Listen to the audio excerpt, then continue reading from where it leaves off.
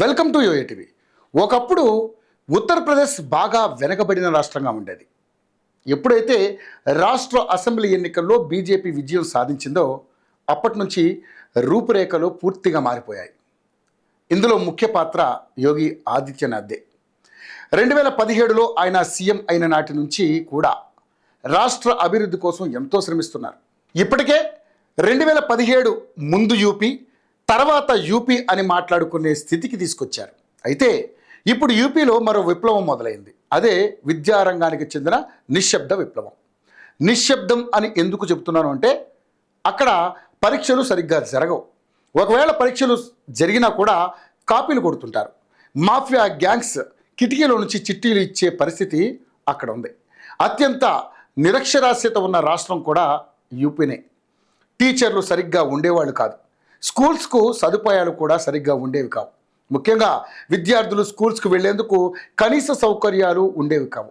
ఇది యోగి సీఎం అయ్యే సమయానికి రాష్ట్రంలో ఉన్న పరిస్థితి. దీనికి ఆయన ఆపరేషన్ కాయకల్ప పేరుతో ఒక 19 పారామీటర్లు పెట్టుకుని వీటన్నింటినీ కూడా ఒకటి తర్వాత ఒకటి అమలు చేయాలని టార్గెట్గా పెట్టుకున్నారు.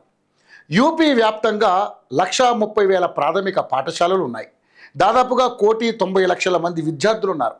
అందరికీ విద్య అందాలనే ఉద్దేశంతో యోగి ఈ ఆపరేషన్ కాయకల్పకు 11,000 కోట్ల రూపాయలను ఖర్చు పెట్టారు. ఈ కాయకల్పకు 91% సక్సెస్ రేటు ఉంది. 33% ఉన్న టాయిలెట్స్ను 83%కి పెంచారు. సగానికి పైగా స్కూల్స్లో కరెంటు సదుపాయాలు లేవు. ఈ ఆపరేషన్ కాయకల్ప ద్వారా 86% కరెంటును పెట్టించారు. సేఫ్ వాటర్ 89% అందించారు. ఫర్నిచర్ 61,128 స్కూల్స్కి ఇచ్చారు. దాదాపుగా 60,000కు పైగా బౌండరీ వాల్స్ను కట్టించారు. కొత్త స్కూల్స్ 4,500 స్టార్ట్ చేశారు. శిథిలావస్థలో ఉన్న 7,500 స్కూల్స్ను మళ్ళీ కట్టించారు. లైబ్రరీ యాక్సెస్ 23% ఉండేదాన్ని 78%కి పెంచారు.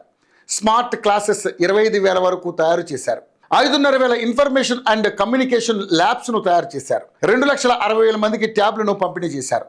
ప్రతి స్పోర్ట్స్ కోటాలో ప్రతి స్కూల్కి 5,000 రూపాయల చొప్పున ఇచ్చారు. 36,000 స్కూల్స్లో మిడ్ డే మీల్స్ను అరేంజ్ చేస్తున్నారు.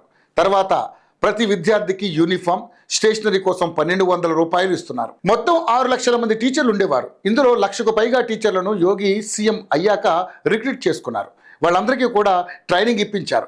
ఇది ఒక విద్యారంగానికే పరిమితం కాలేదు. ప్రతి రంగంలో కూడా సీఎం యోగి అభివృద్ధి చూపిస్తున్నారు. ఈ 8 ఏళ్ల యోగి పాలనలో అత్యంత వేగంగా అభివృద్ధి చెందిన రాష్ట్రంలో యూపీని మొదటి స్థానంలో నిలిపారు. 6వ తరగతి నుంచి 12వ తరగతి వరకు కూడా సీఎం మోడల్ స్కూల్స్ను కూడా ఏర్పాటు చేశారు. ఒక్కో స్కూల్స్కు 30 కోట్ల రూపాయలను ఖర్చు చేస్తున్నారు. ఇలా జిల్లాకు 2 స్కూల్స్ను పెట్టారు. అలాగే కేంద్రం పెట్టిన ఫ్రీ స్కూల్ 1,700 ఉన్నాయి. అదేవిధంగా అద్భుతంగా వాటిని కూడా వాడుతున్నారు. ఇలా విద్యారంగం బాగా డెవలప్ అవుతుందనుకునే సమయానికి ఓ సమస్య వచ్చి పడింది. అదే పెయిరింగ్ ఆఫ్ స్కూల్స్. పెయిరింగ్ అంటే కనీస వసతులు, విద్యార్థులు లేని స్కూల్స్ను కలపడం. ఇలా 2 స్కూల్స్ను ఒకే చోట చేర్చుతున్నారు. అయితే మిగిలిన వాటిని బాలవాటికలు పెడతామని చెబుతోంది యోగి ప్రభుత్వం. అయితే కిలోమీటర్ లోపు ఉంటేనే పెయిరింగ్ చేస్తామని అంటోంది యూపీ సర్కార్. కానీ దీన్ని అక్కడి ప్రతిపక్ష పార్టీలు భూతద్దంతో పెట్టి చూస్తున్నాయి. ఆఫ్ నేత సంజయ్ సింగ్ సైతం పెయిరింగ్ స్కూల్స్పై వ్యతిరేకంగా కామెంట్ చేస్తున్నారు. దీనికి నిశ్శబ్ద విద్య విప్లవం అని కూడా పేరు పెట్టారు. అయితే కొన్ని నివేదికలు మాత్రం గత 8 ఏళ్ల కిందట యూపీలో విద్యారంగం ఎలా ఉంది, ఇప్పుడు ఎలా ఉందనే తేడాను స్పష్టంగా చూపిస్తున్నారు. విద్యారంగంలో చాలా డెవలప్మెంట్ జరిగింది. నాణ్యమైన విద్యతో పాటు విద్యార్థులు కనీస సౌకర్యాలు అందుతున్నాయని కూడా నివేదికలు చెబుతున్నాయి. కాబట్టి ఈ పెయిరింగ్ స్కూల్స్పై వస్తున్న వ్యతిరేకత కూడా ఎక్కువ కాలం ఉండదని కూడా పలువురు రాజకీయ విశ్లేషకులు అంటున్నారు.